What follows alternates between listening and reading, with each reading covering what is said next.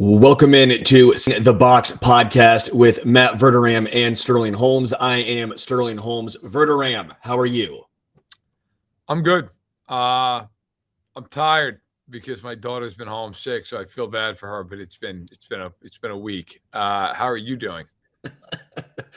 I am at my grandparents' house. If you can tell from the suit of armor behind me, this is not my normal setup. I am in a town of 1,800 doing this show from a hotspot because my grandpa decided to take the Wi-Fi with him to Florida. I know what you're thinking. That's not how it works. I know. So we're going to get through this. We're going to have a lot of fun. The NFL Sunday, Monday was wild. I'm glad we're here. This is going to help me out. Let's go first with, do we just see Statement Sunday in the NFL? Yeah, first, I'm glad you've been able to join us from the medieval area, or the medieval era of time. I appreciate the armor you were telling me before we went on, that there's knights outside the house. There's a lot going on. But listen, from the medieval period to you, happy Thanksgiving. I think it is. I think it was Statement Sunday in a way. I think you saw the best teams in the league, at least some of them, showcase why they are such. You saw Dallas, after a bad loss in Green Bay, go to Minnesota and win by 37 points. You saw the Chiefs handle business against the Chargers in a very Mahomesian way. You saw Buffalo get off the deck, beat Cleveland, great against the run. Nick Chubb had 19 rushing yards in the game, and the Bills ran for a ton of yardage. It's something they normally do not do. So, you did see some of that, and you saw the Niners on Statement Monday just pound on Arizona. Now, there were some games that I think were less statements and just wins. I mean, the Eagles stuck by the Colts. The Bengals kind of muddled their way through the game against Pittsburgh. Baltimore barely beat Carolina, but Baltimore won. So not every team made a statement, but I thought in particular Dallas, the Niners, the Chiefs, the Bills, I thought they showed why they're the contenders that they are. Does this say more about Dallas than it does the Vikings? Or is this the Vikings just having a one-off bad game? We've seen the elite teams this season have bad games. Eagles against Washington, Chiefs against the Colts, but nothing to the extent of a 40-3 drubbing that took place.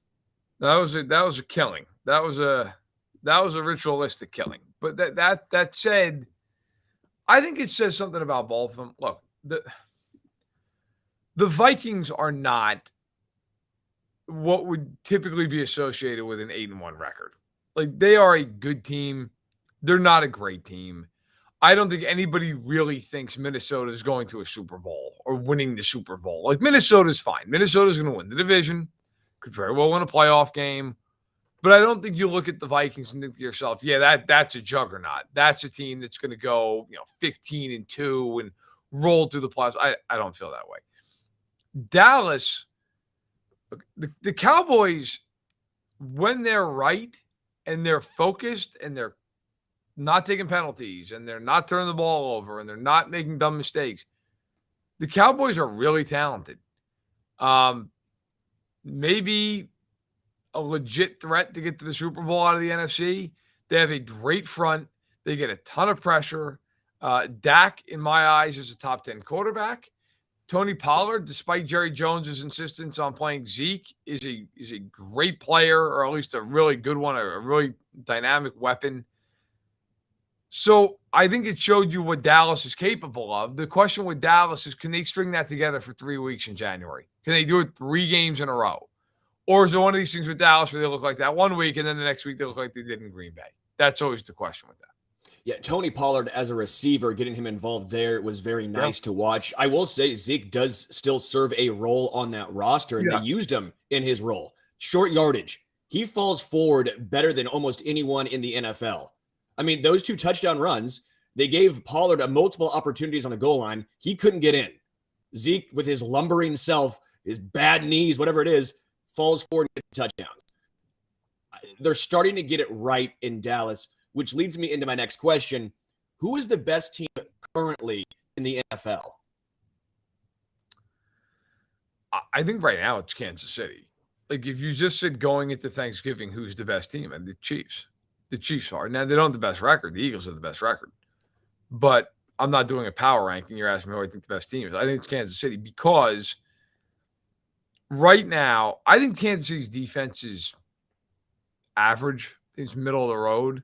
Although I do like that they've gotten 10 sacks in the last 2 weeks, and a lot of that has come from just a four-man pressure. It has not been a ton of blitzing.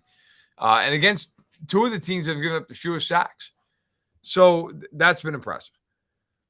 But what really has been impressive is offensively, it's a weird commentary because Mahomes has a year in his past where he's got 5,000 yards and 50 touchdowns. This is the best he's ever played.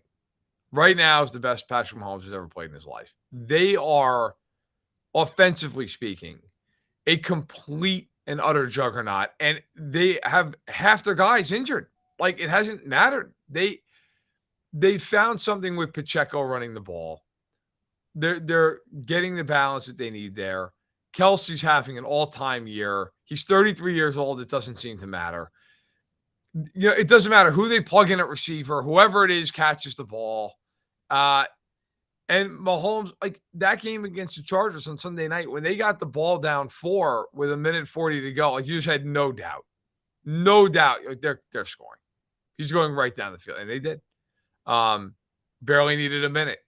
So I think it's them. You could make the case Philly. You could make the case Buffalo. I think right now it's Kansas City.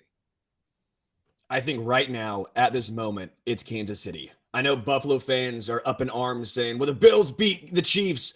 Doesn't that matter? I go, sure, it matters, but that was at that point in time. Right. Where we're at right now, Kansas City looks to be the clear-cut best team in the NFL. You mentioned it with Mahomes. He's on another level. Josh Allen, don't know if it's the injury. I don't know if it's the wear and tear, which you have mentioned a ton as the season's progressed. The usage rate for Josh Allen eventually is going to catch up to them. Miami, I'm sure the Dolphins, all those fans are sitting here saying, what about us? What about us? They can make the case, but when it comes down to it, are you taking Tua in a game? Or are you taking Mahomes in a game? You got to go with the best quarterback, the best player in the entire NFL. When I watch the Chiefs right now, there's a level of, I don't want to say dominance. There's a level of there's like a baseline level with them where you're just like that team. I don't care what, unless they just completely blow a tire, they're going to be in every game they play, and they're probably going to win most of those games. And you're gonna have to play at a level where you're probably going to have to play at an A+ level and hope the Chiefs make a mistake or two. I mean, now granted, there are a few teams that I think could play an A game and beat them, the Bills, the Eagles, stuff like that. But like I look at Miami, and I think Miami's really good. I also think that if Miami's going to beat the Chiefs, you need the Chiefs to make a few mistakes. They just do. Like they can't. I don't think they can stop them. Like I really think if the Chiefs played them, they'd score 50 points. I don't think Miami would go off the field against them. And that's where you start looking at this, and it's not just Mahomes, although he's having an unbelievable year, and I think he's at this point obviously the MVP of the league. It's Chris Jones who's having his own best year of his career. It's a young secondary that is really starting to play very well. It's Nick Bolton, who I thought earlier in the year really kind of struggled at times, who's not now starting to play much better. It's the rest of that front around Chris Jones, whether it's Saunders, whether it's Clark, whether it's Karlaftis or Dunlap or Dana, who had 2 sacks on Sunday night. It's all of that. And it's a team right now that, listen, they're not infallible. They can lose, but they are right now the best team in the NFL as we approach Thanksgiving. Since we both agree with KC at number 1, who's 2 and 3? Let's just do a top 3 right now. Chiefs are coming in at number 1. Who's your second and third best team in the NFL? Philly and Buffalo, in that order. The Eagles are 9-1. They deserve to get a ton of credit. The problem, if I have any problem with Philly, and I really don't have many, I think they're a very well-balanced team. I think they're very talented. I just I do wonder if they get into a game where they've really got to chuck it all over the yard, like, can they do it? Can they truly get into a game with an Allen, with a Mahomes, with a Burrow, with, where, hey, you got to throw the ball and you got to throw for 350 because running the ball is not cutting it. Like, can you do it? And Hurts has been excellent this year. Maybe they can do it. I mean, I'm not saying they can't. I don't know. We haven't had to see him do it. I'd put Buffalo third. I know there's cases to be made. Miami's winning the division, technically, all that stuff. I still think Buffalo is going to be a force to be dealt with in January and February, potentially. I do. I think they're still really, really good. A couple bad games, I'm not going to go jump and ship here. I think the Bills are really good. That said, I do think the Bills, they have to continue to find what they found against Cleveland, which is a way to run the ball without Allen having to be the bell cow, which is a defense stepping up. I think they need to get healthy in the secondary. They need Tre'Davious White back. They need Poyer to stay on the field, because if that's not the case, then I think these other teams like the Chiefs, like the Bengals, I think they can just spread them out and throw the ball all over them, and it becomes a lot harder for Buffalo. Well, that was a big buzzkill, because that was my top three as well. That was not as fun. I was really hoping you and I could go back and forth. I was going to make the case for Buffalo, make the case for the Eagles, but that was just – it feels like a clear-cut top three. Miami is still on the outside looking in. I don't know what more they have to do. Maybe tighten it up defensively. Cowboys, I need to see more consistency from the Cowboys, blowing a game to, again, the Green Bay Packers and Rodgers. Everyone kept picking them to bounce back, and that was going to be their jumping off point. No, that was not the jumping off point for Rodgers and the Green Bay Packers. So I need to see more consistency from the Cowboys. I do think it's pretty clear it's the Chiefs, Eagles, and Bills, with Miami, Dallas, Vikings in that next tier. I put San Francisco in there. You're ready to put San Fran. Jimmy G's the question mark for me. He is, but they're really good. I think we've talked about all year. Like, there's a clear-cut top three in the NFL, and I still think there is. I think Miami's closed the gap. I think Dallas has closed the gap. I think the Niners have closed the gap. But to me, it's the top three, and then it's those three. And then after that, then come talk to me. I mean, Baltimore, like, I know there are also probably Ravens fans who would be like, why not the Ravens? You know why? Because you throw for 100 yards a game. That's why. Like, that's why. Because that offense cannot score points in a lot of these games. Like, I feel like Baltimore, it's the same song, different dance every year. Like, they're going to get in the playoffs. They're going to play somebody where they've got to throw the ball, and they can't. And we're going to sit here and have this whole mindless discussion for another offseason about, well, what about Lamar? It's like, what about him? I mean, he's a terrific player. And honestly, to his credit, I think it's more about the fact they have no receivers. But, like, whether it's that or it's him, I mean, the bottom line is the bottom line. So I struggle with them. When DeMarcus Robinson is your best wide receiver, that's not a very deep group. Yeah, like, it's just not going to happen. Like, they're gonna get into a playoff game against Kansas City or Buffalo or Miami or Cincinnati, where, like, they have to throw the ball, and it's over. It's just not going to happen because they can't do it. Let's look into the future. Number one, should the Jets bench Zach Wilson? Yes, they should have done it yesterday. Yes. They probably actually should have done it on Sunday. Did you hear the comments post-game from Zach Wilson? Asked, did you feel like the offense let the defense down? He responded with a no. Yeah, he had 77 passing yards in the game. Look, I ripped into them in my column and on a video on this YouTube channel on Monday. Robert Saleh, that was the most gutless last 2 minutes of a game I've ever seen coached in my life. Like, you're tied at 3. You are playing in a huge game, a very, very important game. You need a field goal to win. You need to go 35 yards, something like that. And you have 2 minutes to do it with timeouts. And you're running the ball into the line because you are so terrified of your quarterback that you're unwilling to try to throw the ball. Hey, look, man, if you're that terrified, then bench his fucking ass. Then sit him down. Because I got to tell you, if I was a defensive player, I would have been ready to fight somebody on the sideline.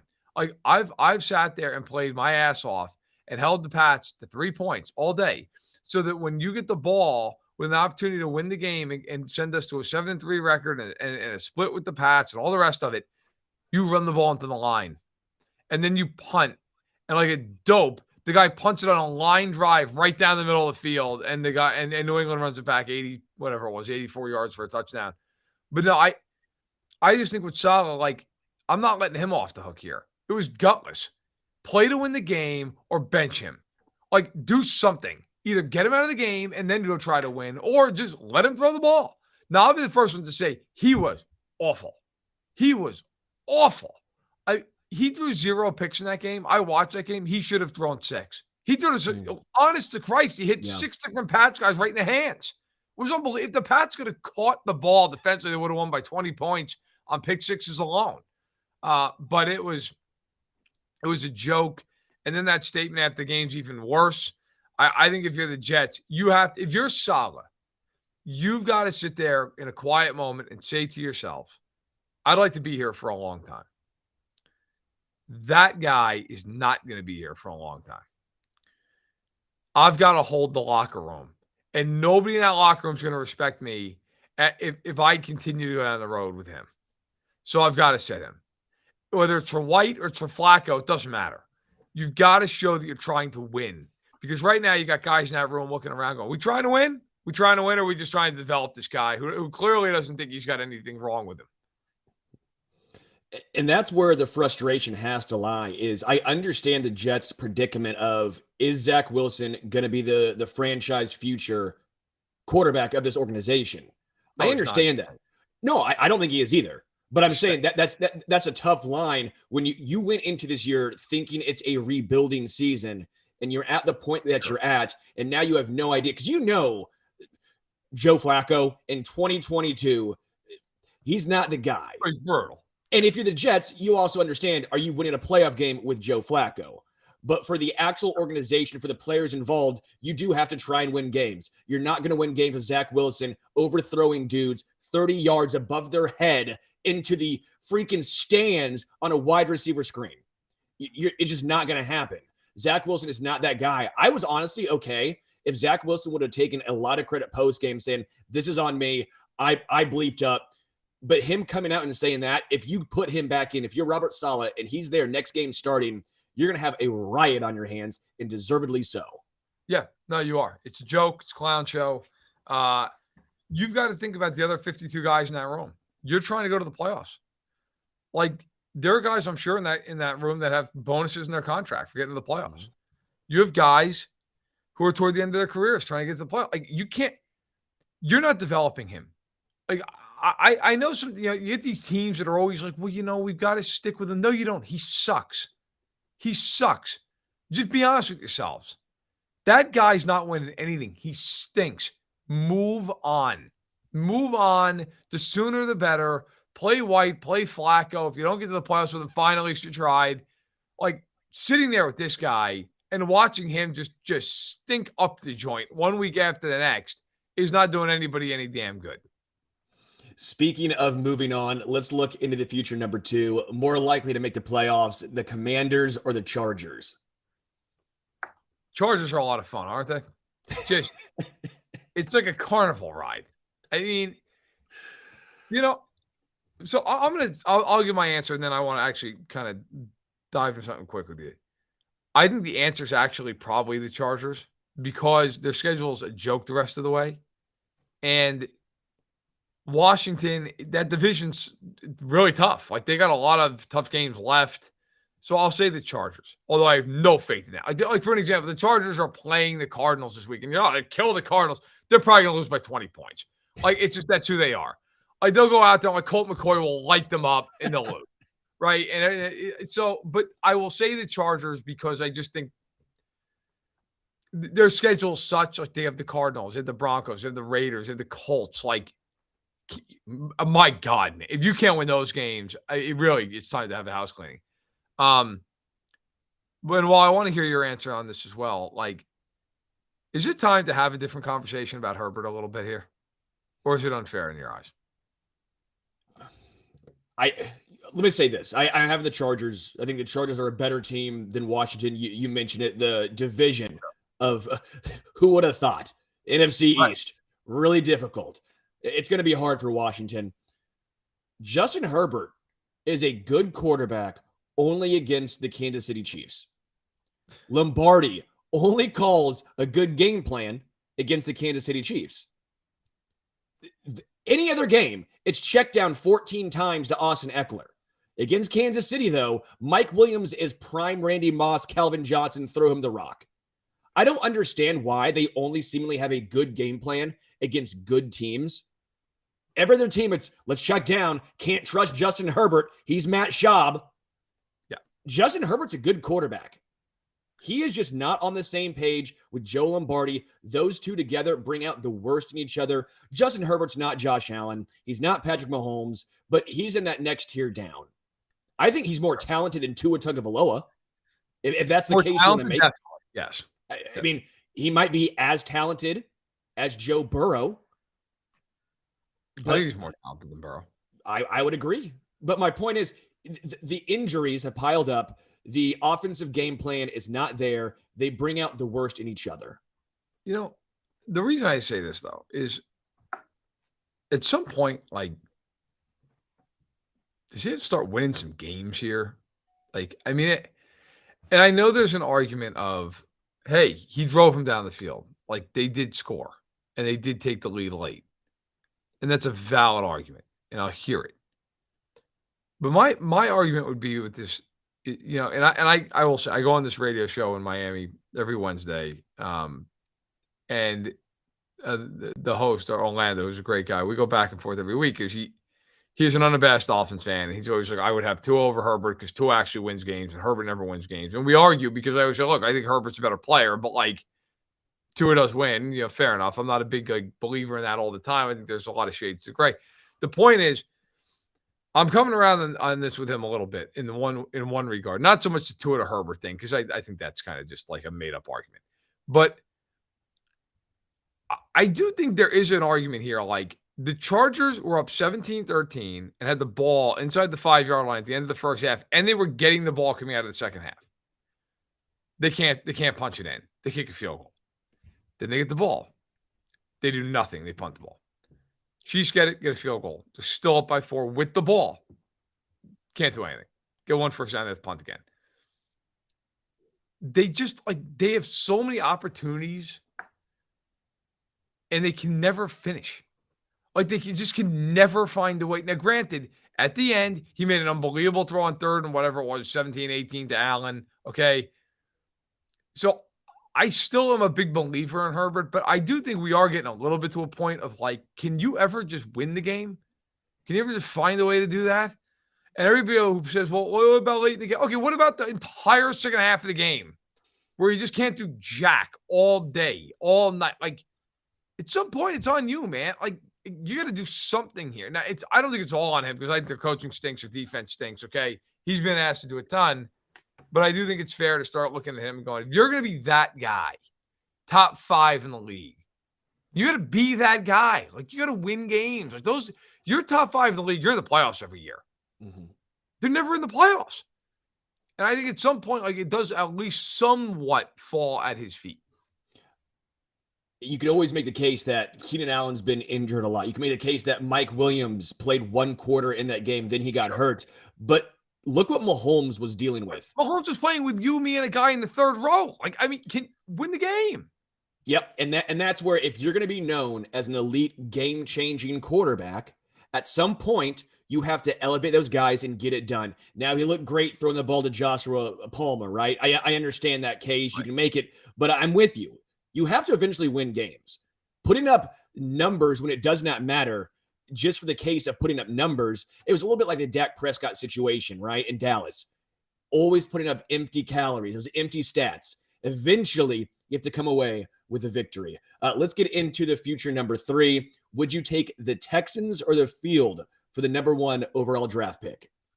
The Texans. They are a rancid disaster of an organization. Normally, I'd say the field, but I, honest to God, are they going to win another game? Are they going to win one more game? I don't know, man. Like, maybe they got one more in them. And I think that might be all there is. Like, does anybody else? I'm just trying to think off the top of my head. Does anybody else have two wins, or does everybody at least have It's 3. The Pittsburgh and the Denver and Raiders won? Cleveland, Raiders, And then Jacksonville they're all not have getting 3. it 3. They're not Yeah. getting it 3. The Texans. I would take them. By the way, the Rams have 3 wins. Denver has 3 wins. The Raiders have 3 wins. Who would have thought that 10 games into the season, those 3 teams with all the offseason hype would only have 3 wins? Not I. But yeah, Texans, they are by far the worst team in the NFL. The Davis Mills, that whole good story, right? It's over now. I was team Davis Mills. He was fun to watch. It was enjoyable seeing that guy go out there and perform with a horrendous team. He's not it. He's just a guy. They can't get anything going on the ground. Dameon Pierce had under 10 yards rushing last week. Brandon Cooks is upset. Your best wide receiver is sideways with the organization. Defense is horrendous. I have no idea what's going on. They're tanking, and I don't think the future looks bright. Like, you look around at an organization, you have Laramie Tunsil. He's going to be gone, I would assume. I feel like that's a guy who's going to be a trade piece. Congratulations, you draft a quarterback 1-1, and you literally have nothing else on that roster. That's going to be a long rebuild process. If you were CJ Stroud or Bryce Young, would you tell them I'm not going there? I mean, it's tough. 1-1. I mean, that's tough. That's money you're turning down. That's the pedigree you're turning down. I wouldn't have the stones to do that, but I wouldn't be shocked because, again, I'm telling you right now, there's nothing. I would tell them don't draft me. Don't do it because I'm not. I will do everything in my power to get the hell out of there. I want no part of that. I am a big believer that yes, look, you need talent, you need work ethic, all that stuff to succeed in anything, but it's certainly in the NFL. So much of quarterback success in the NFL, I will always believe this, is tied to where you go, the situation you are brought into. Do I think Patrick Mahomes would have been a great player in Chicago? Yeah, but he wouldn't be this. This was the Camelot for him. I mean, he got to sit for a year behind a great veteran who taught him the ropes. He got Andy Reid and all those positional skill players. Like, it was perfect. Would he have done that if he went to Chicago or Jacksonville? I mean, look, he'd probably be a lot like the guy. You know, all these stats, but like they don't win. I'm a huge believer in situation, and that is a disaster. That team, as you astutely point out, I mean, they have nothing. That team is a mess. You couldn't pay me to go there. Yeah, it's wild being in a rebuild for multiple seasons and you still have this to deal with. Yeah, still dealing with that. Yeah. Let's look into the future. Number 4. Will the Ravens win a playoff game this season? So I talked about my doubts with them earlier. That all said, I actually think they will win a playoff game because they're going to be at home, I think, in the first weekend. Look, they're going to win that division. Cincinnati's a game back. They play each other week 18 in Cincinnati. The Ravens won the first matchup. The problem for Cincinnati is the toughest schedule remaining in football, and the Ravens are the easiest. I just think the Ravens are going to find their way to win that division, and I would give them a game. I think they'll win a game in the playoffs. The problem is I do not think they're going to win multiple games because I do not think they can throw the ball. And you look at them, they're 7-3. They might run the table. I mean, they don't play anybody the rest of the year until they get to Cincinnati. But I do not believe in them offensively. I don't. And maybe they prove me wrong. And if they do, I'll throw all the flowers at their feet, man. But I think they can win a playoff game, but I think that's probably about it. It all comes down to who they play. And I know that's a cop-out answer, but it's true. I mean, if you look at it right now, they'd be playing the Buffalo Bills, right? Yeah. Yeah, they're not beating the Bills. No, they're not. I mean, and that's what it comes down to is I don't think they beat Miami. I don't think they beat the Bills. Okay. If they beat New England, sure. They could beat Cincinnati, sure. The Jets or the Chargers. But if they get either Miami or if they get the Buffalo Bills, we don't think the Chiefs are getting off that one spot, at least as of now. 2 spot for sure seems to be either Miami or Buffalo, depending on how that goes down, right? And then the 3 seed, You think it could be Baltimore? I think Baltimore could be the 1 seed if the Chiefs slip up, man. Like Baltimore, have you looked at their schedule? I've not. Their schedule's ridiculous. Like, I mean, I'll pull it up and read it to the audience real quick, dude. It is ridiculous, that team schedule. Here's Baltimore the rest of the way. Okay, let me get this here. The Ravens, starting obviously this week, at Jacksonville, home to Denver, at Pittsburgh, at Cleveland, home to Atlanta, home to Pittsburgh, at Cincinnati. I mean, dude, if they even are like remotely alive mentally for these games, maybe at Cleveland with Watson there, it was like somewhat difficult.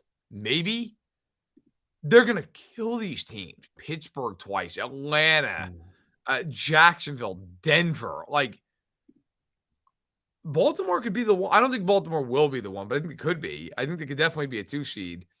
I think they'll win a game, or at least they could win a game, depending, as you said, and you're right, upon the matchup. Look, let's bring in Heisler, who's hotter than a firecracker right now as far as his picks are going here. What's going on, Heisler? How you getting ready for Thanksgiving? You excited? Of course. It's an opportunity to have my phone in one hand, my 2 kids beating the crap out of each other in the other hand, while also simultaneously trying to bet and avoid the Thanksgiving sleepies with too much food and maybe partake in a couple of adult beverages as well. Very excited for Thanksgiving. By the way, you said hotter than a firecracker. Overall, guys, we continue to do very well here on this wonderful little show. But we had our first losing week last week, going 2-3. But still 22, 12-1 against the spread here in the first 11 weeks of the season. So I'll take it. And Sterling, I think, is this a game where you're going to go ahead and do your victory lap? I'm trying to remember. Was it there was one game I knew that you were on that Verderame and I went against you. Was it? No, it was Dallas, Minnesota. Yeah. Congratulations. You guys won. Oh, never mind then. Yeah, congrats. Way to just rub that one in. Way to rub that one in. I honestly came in ready to give you your props. I was not trying to be a douchebag. Yeah, been ready to give me my props. Yeah, what game did you pick? The one where the team got blown out 40-3? Yeah, congrats, asshole. Well done. Yeah, I want you tonight, when you're sitting down at the nights at the round table, I want you thinking about that. But by the way, Heisler, do you you got kids, obviously, as do I. Do you try to parent your kids on Thanksgiving, or do you just let the extended family handle that as they're running around just threatening each other's lives? So that's a really good question. This will be the first Thanksgiving where both kids have been mobile per se. Yeah. I have a almost 2-year-old and a 3.5-year-old. They're exactly 21 months apart. So last time, the youngest one was just, you kind of had to hold him, or you just kind of plop him on the ground and he couldn't really go anywhere. No. Now it's going to be a different scenario. So I know for sure any sort of TV limits are not going to be in play, because we'll probably put on the Macy's Day Parade, hope that they're entertained by that. The oldest one really likes to help cook. So that could be, some sort of form of entertainment for a little bit away from football. Sure. So I think kind of the rules go out the window. I think the lone rule is just don't beat the hell out of your brother. Try not to make each other cry, and don't grab the dog's tail when you're chasing her around. You see, I'm a big believer in, we go to my wife's families, and they have a big family, and they're all really like that Midwestern communal spirit, and back home, they would have just opened the door and let the kids run outside, shut the door, locked it, and called it an afternoon. Hope somebody picked them up and brought them to a fire station. But out here, everybody's go, oh, great, it's the kids, Like, there you go. Here you have fun. I'm going to go drink. I can't take it anymore. Have fun, guys. Yeah, and by the way, TV limits. You have to listen, man. If I walked in on Thanksgiving and my kids were watching blood sport, I'm like, that's fine. Enjoy it. Have a nice time. And they go, what do you guys? What are the kids watching? Saw 2? That's all right. But put on Saw 3 if they like it. Put on the trilogy. It's a marathon. And Thanksgiving right. is a marathon for the children. What's this? Somebody's going to take a bone saw to the leg. Hey. gather around, kids. Whatever it takes. Whatever gives me some damn peace and quiet. What a great setup for then when you're watching somebody carve the turkey a little bit later on. You That's sharpen right. up the knife, and the kids they turn ghostly white. That's right. It's funny. That's great. My dad's father, he always he had like the electric carving knife. So you always do like when dinner was just zip right through that thing. Oh God, that's great though. That's yeah, you're right. That'd scare the hell out of kids. Yeah, I ought to do it. Maybe in a couple of years. Maybe she's only 5. It's a little young, but she's 7. So you got to grow up at some point. So Chevy Chase in the vacation movies with the chainsaw, like. Oh God, those movies, man, they're awesome. Those movies are so funny. Hold up. Oh, by the way, somebody asked you. Chris Albright asked, did you get those Taylor Swift tickets, or did Ticketmaster kill you? They both happened. I had both Ticketmaster go down. I don't think I'm able. So we were talking last week on the show that I was like in the waiting room for a couple hours. Like I had it on the other computer over on the other side of the office, and I did get a pair of tickets. My wife was very pleased, but I didn't purchase the tickets until like 5:30. Like we were in the waiting room. That's a long wait. Yeah, I mean, like it was fortunately like I was working. I like had it on the other screen, so when I finally got the call in, I was like, oh, all right. And then I purchased them, and then it kept kicking me out, and then tried to buy them again. It kept, like the whole thing was just an absolute nightmare. And by the way, like Ticketmaster didn't even have the worst week when it comes to that. Did you guys see that people were buying tickets in Qatar to go to the World Cup, and the World Cup ticket app wasn't even working? Like, it's one thing to piss off Taylor Swift fans. It's another thing to piss off international soccer fans. Like, the level of rage is close, but soccer fans' rage compared to Taylor Swift rage from people is at a completely different level. I wouldn't want to be anybody associated with that app over the last handful of days or so. It's been rough. That's why they're not selling alcohol. They know what would happen. Are you guys big in the World Cup, or do you not care? I've started to actually my bets have been going pretty well so far, which means I'm due to just go on an absolute ice cold streak. So for now, I'm very into the World Cup because the bets have been doing okay for BetSided. Okay. So I do not look, I played soccer growing up. I do not care. Like, I don't watch the Premier League. I don't watch MLS. It's fine. I will watch the World Cup when it comes on, and I'll learn the players' names, and then I'll forget them in 4 years. Oh yeah, that guy. I remember that guy. That's basically my level of involvement. I turn on the United States game against Wales on Monday, and I'm thinking to myself, probably incorrectly, if you're a soccer fan listening to this, like, look, understand that I don't know much about soccer. So like, don't be like indignation, like the soccer guy who's like, oh, like, just breathe. But I'm watching this game and I'm thinking to myself, like, the United States is how many people in the country? I mean, the population's what now? Like 300 million, something like that? Like 365. Okay. Wales has like 74 people. And I'm watching this thing thinking to myself, like, if we don't beat Wales, this is about as bad as it gets. And of course, because we're the United States in men's soccer, we have a draw.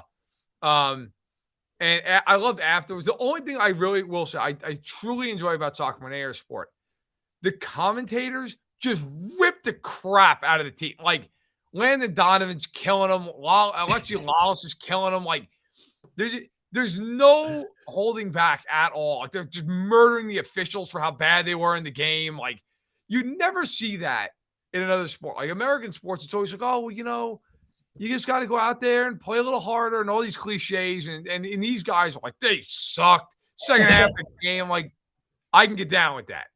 But I cannot get down with these guys who, like, they get like a cleat mark to the ankle.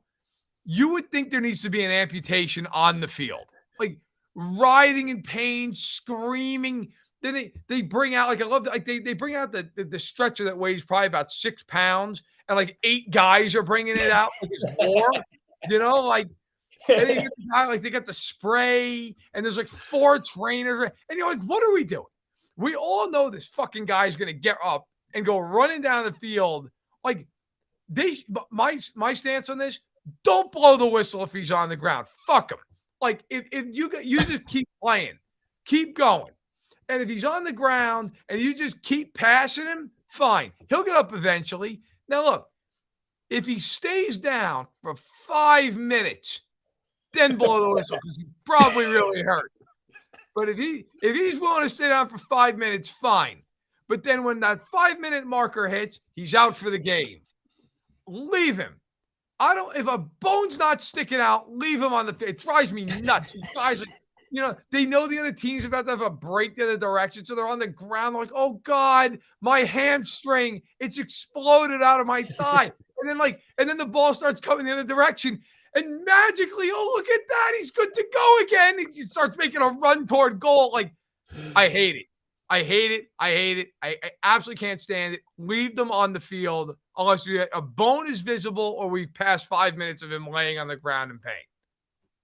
I can get behind that. Sterling, you like to play you have to be down for 5 minutes.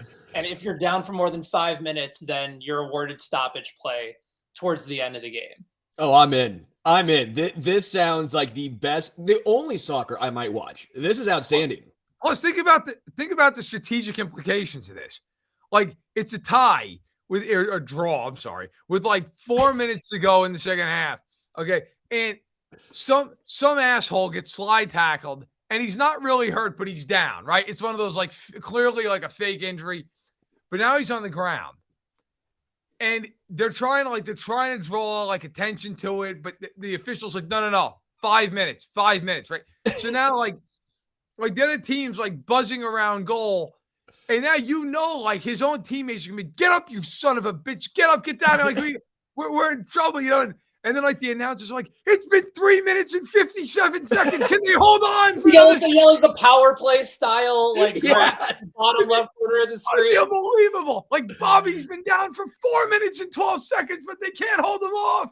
Like, the theater would be unbelievable, right? Like, I'm here for it. It would make the sport so much better. I also appreciate how nobody knows when the fuck the game ends, except for the official. Like, they're like, it's 7 minutes of stoppage time, but that doesn't actually mean it's going to end at 97 even, like, because then like somebody else goes down during stoppage time. And so there's just chaos. It's like, this could be it. Nobody knows. Like, it's like, could you imagine if you were watching like an NBA playoffs game and you had no idea? Like somebody's frantically coming down the court with no time on the actual Do clock. we hold the ball? Do we hold it? Like, what do we do? Do we go for broke? Like, nobody has any idea what the hell's happening. Like, welcome to the World Cup, folks. Enjoy it. Awesome sport. The more that you think about it, like I hadn't really considered that aspect of stoppage time. The general idea is like the sport that's like has the most concern for bribery within the context of FIFA. Yeah. Like, hey, you know what we're going to do? We know that we have millions upon millions of dollars riding on every single game. But you know what we're going to do? We're going to let the one guy on the field determine when the game ends. And we're not going to tell anybody else. Right. I might have to start rethinking about betting on soccer now, purely for that reason. You know 100%. There's some official from like, whatever. We'll use our own country. This way I'm not accused of any kind of nefarious thought. There's like some American official. We're playing and we're like tied with Iran or something. And the official's like, United States is on a run. I'm not blowing the whistle. We're going to let it play out, boys. And then like Iran has like a 2-on-1 the other direction. They're like, that's it, game. It's unbelievable. It is the most ridiculous. Like nobody really knows what the hell's happening. So that's where I stand on this. We've lost all control. Yeah, I think there's a fix that could be made, but now if we're talking about the pure drama, like now I want to keep it, but I think what the referee should do is write it down. It's like a magician when they and they're like, all right, I'm gonna now predict what card that you have, and they're gonna like write it down on a piece of paper, and then they put it in an envelope, and they give it to a bird, and the bird flies away. And you pick a card and you throw the card. All of a sudden, he's like, all right, is this the card? And it, comes back from the bird's mouth. That's a play there. Is Maisie a soccer fan?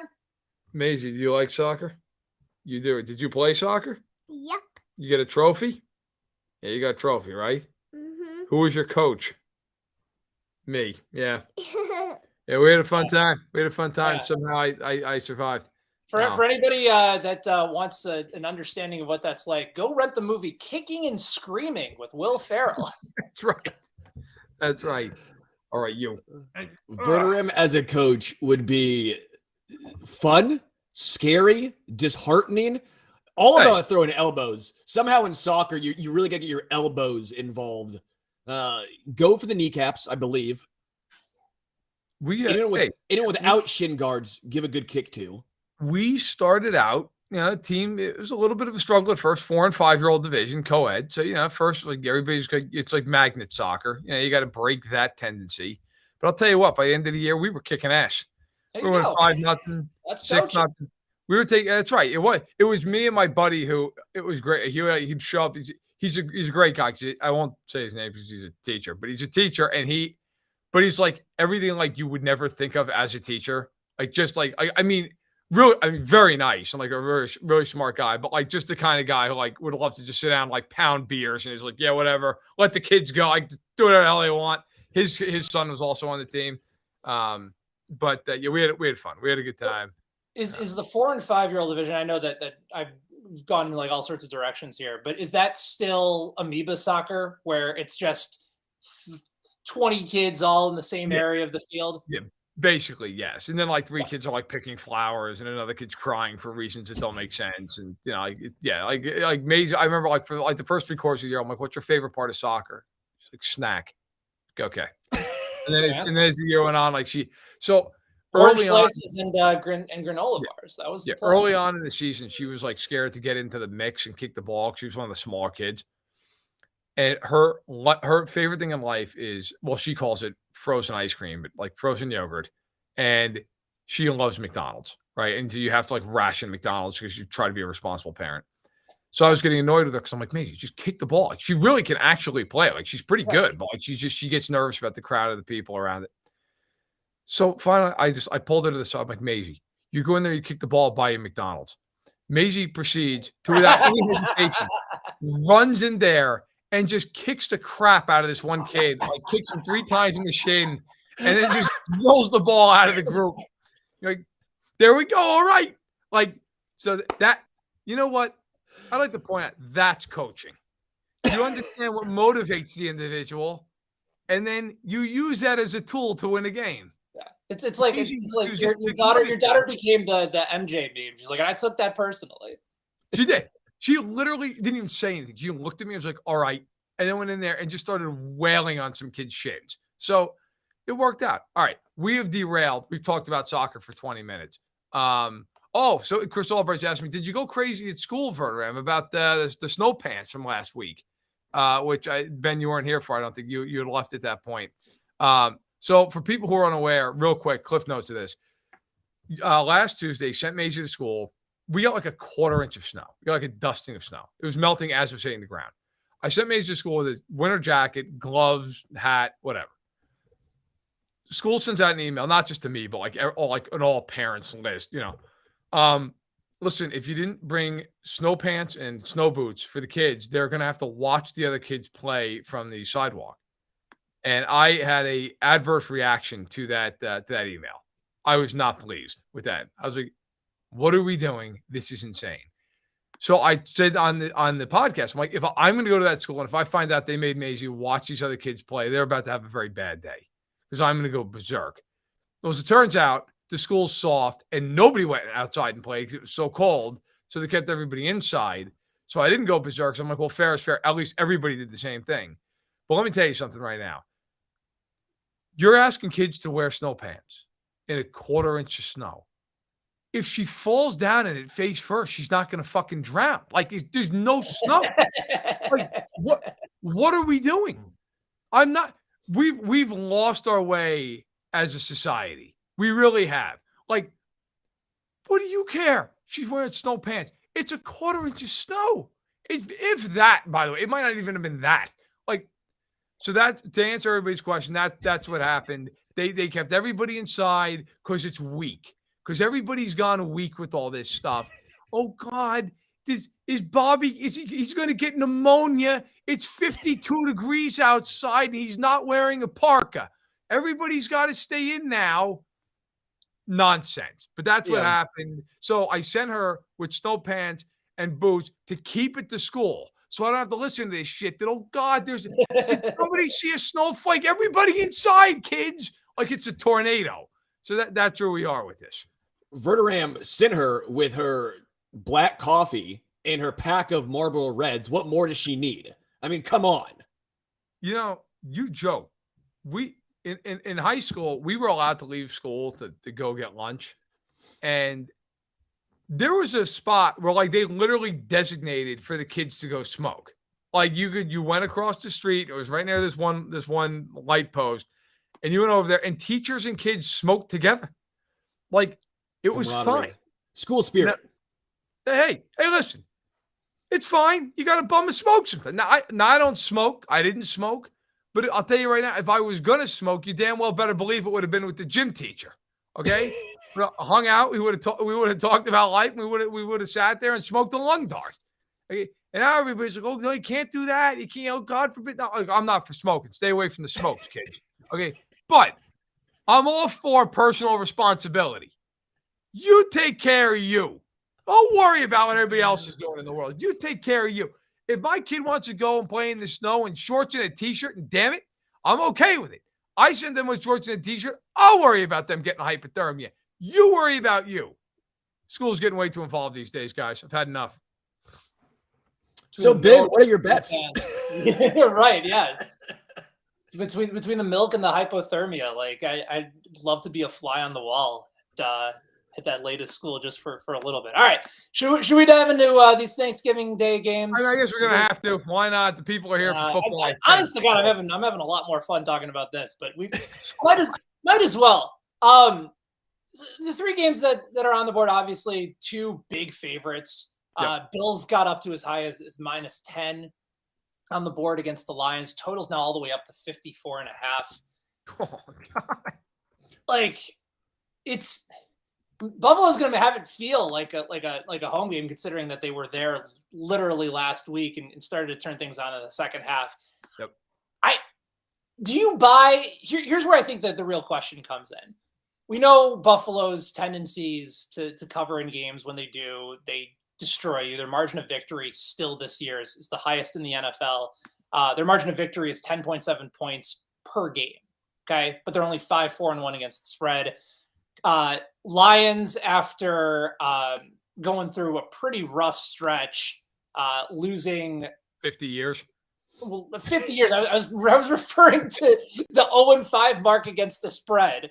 But that also is in consideration here as well. They have since won their last 3 games against the spread, and the total has gone over in 3 of their last 4 games. So the offense is back to waking up. They scored 31 points in their last 2 games. I don't count it against Chicago. That's a terrible defense. But scoring 31 on the road against the Giants was eye-opening here.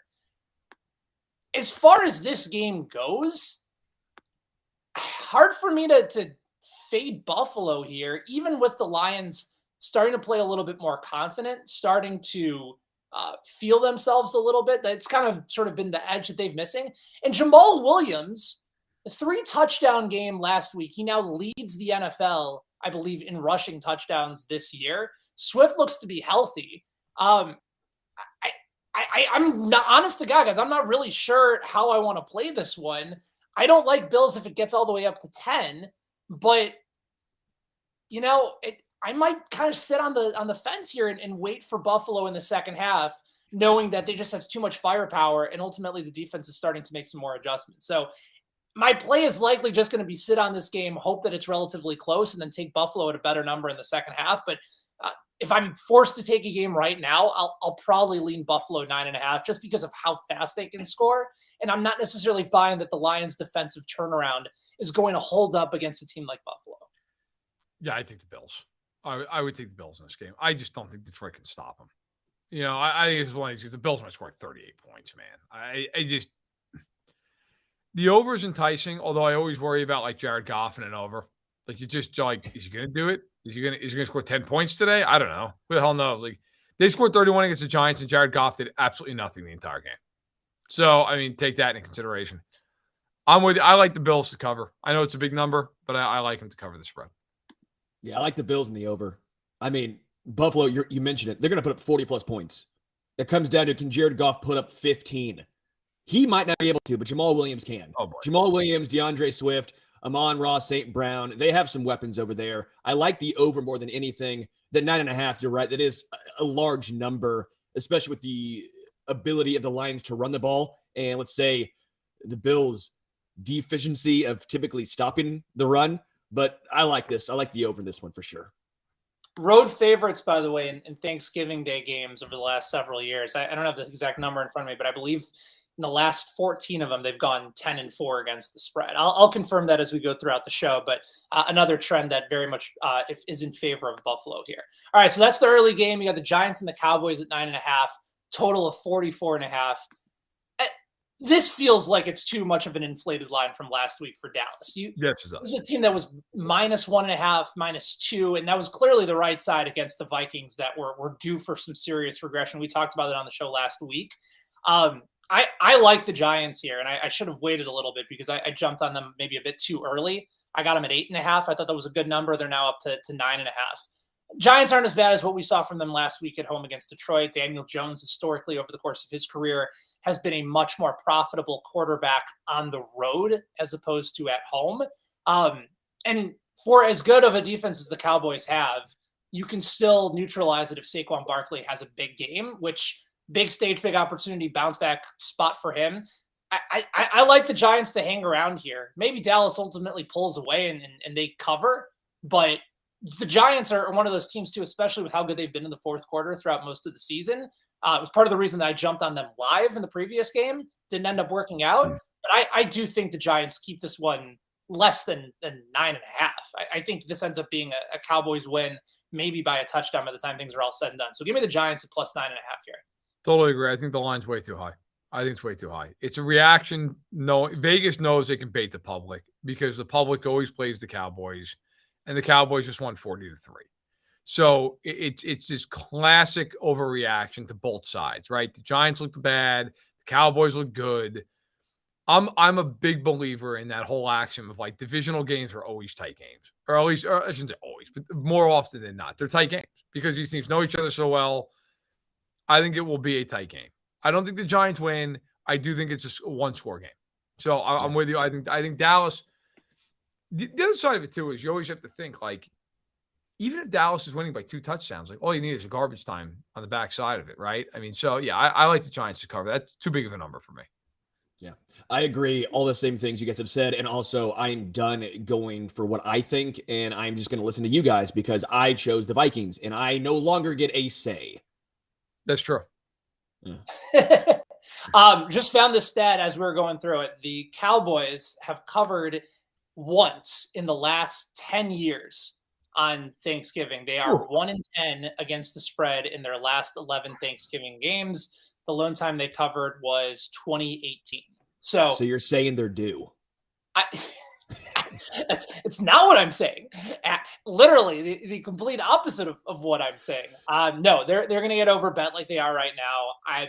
Like I said, I'm on the Giants at +8.5. I might even just go ahead and make the bet again at 9.5. This is far too high of a number. I'll go ahead and take New York. And even if the public comes in a little bit more, like then what? You get the Giants at +10, even better. Yeah, no, I hear you. By the way, a quick PSA. I'm sure most people already know this.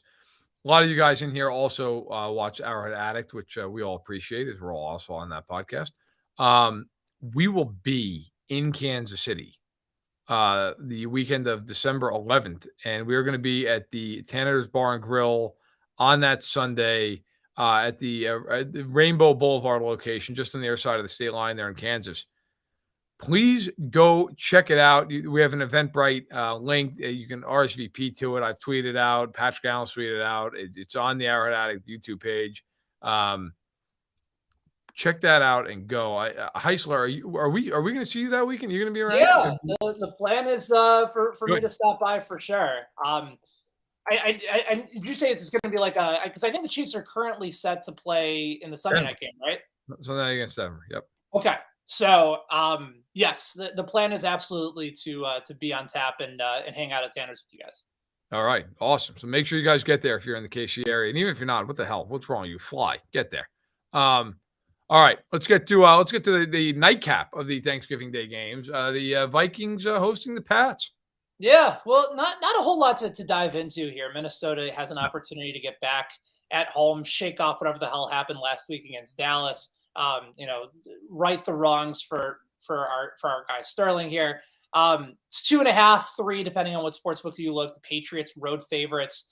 They have really turned their defense around after getting shellacked by the Bears about a month or so ago. Like, fully embarrassed. The Patriots defense since that game, elite level in the NFL. Now, you can make an argument that their defense, I don't think, is as good as the Cowboys. Now, there's still plenty of playmakers there.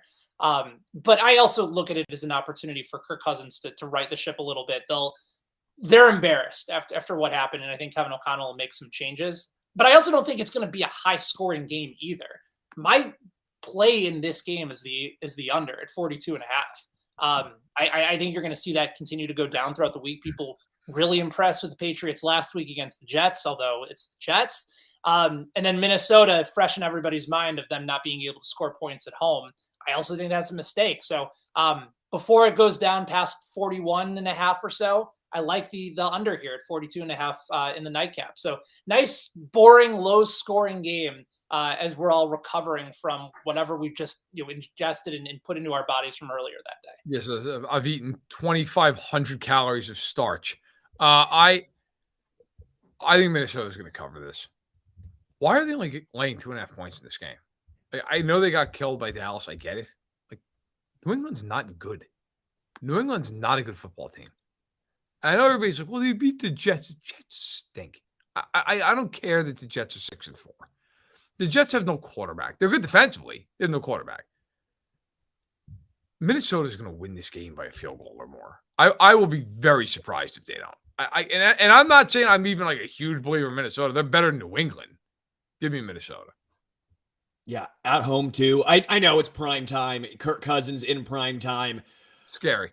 It's scary, but you have to believe they beat New England. We went into this year saying New England's roster is horrendous. Bill Belichick's done a great job with that team. The defense is legitimately good, but they can't score points. We're acting like the Patriots did a great job against this New York Jets defense. Again, the Jets defense is good. They scored 3 points and a punt return. How are they going to score against Minnesota? I like Minnesota in this game. I like your play of the under. I think it's a smart one there, Ben. But I'm going back and rolling with Minnesota. I'm an idiot. It's my 3rd week in a row. I've been betting Minnesota. I'm 1-1. Yeah, make me 2-1. Iced out, Kirk. Most weeks that people have been betting Minnesota this year, at least on the money line, they've covered. They haven't been a good spread team this year. It's kind of like the opposite of a few that's like Detroit last year was one of those teams that won 3 games, but ended up going, I think, 10-6 against the spread, or 11-6 against the spread, 17-game season now. So it's called a good team. Right. So we've gone through the Thanksgiving Day plays, get to best bets for week 12. 2 of them we've already covered. We like the Giants to cover against the Cowboys this week. We also like the under between New England and Minnesota, although I know that Sterling and Verderame are on the Vikings at home to cover as well. Rest of the week 12 games, I like the Ravens. This is my first bet of the week that I sent that you could hopefully you guys read over in Verderame's Monday morning column. Ravens minus 3.5 at Jacksonville. Weird shit can happen in Duval County. I get it, but Baltimore is one of those teams that consistently under Lamar Jackson, under John Harbaugh, have just been a better covering team on the road. They just play more comfortably away from home, and I haven't really been able to figure out why. Got a wake-up call last week and barely surviving against a terrible Carolina Panthers team. So I like them to cover the 3.5, cover the hook on the road against Jacksonville. Actually, I think all 3 of these teams I like on the road this week. I like the Bucks minus 3 at Cleveland. Tampa's finally starting to get healthy defensively. They're starting to see a little bit more Rashad White in the offense. That's looked better as far as a run game that's been inconsistent. Their wide receivers are starting to be healthy, and Brady's getting a little bit more time in the pocket. And then the Bengals taking a money line on the road Another opportunity to fade Tennessee, which has not been profitable, considering that the Titans have been the hottest team in the NFL covering the spread. But again, a team that I do think is going to regress soon. They're still dealing with concerns and injuries in their pass rush. That's the biggest area of weakness for Cincinnati. And even with all the turnovers, Burrow still found a way to win. I just don't think that's going to be as much of an issue this week at Tennessee.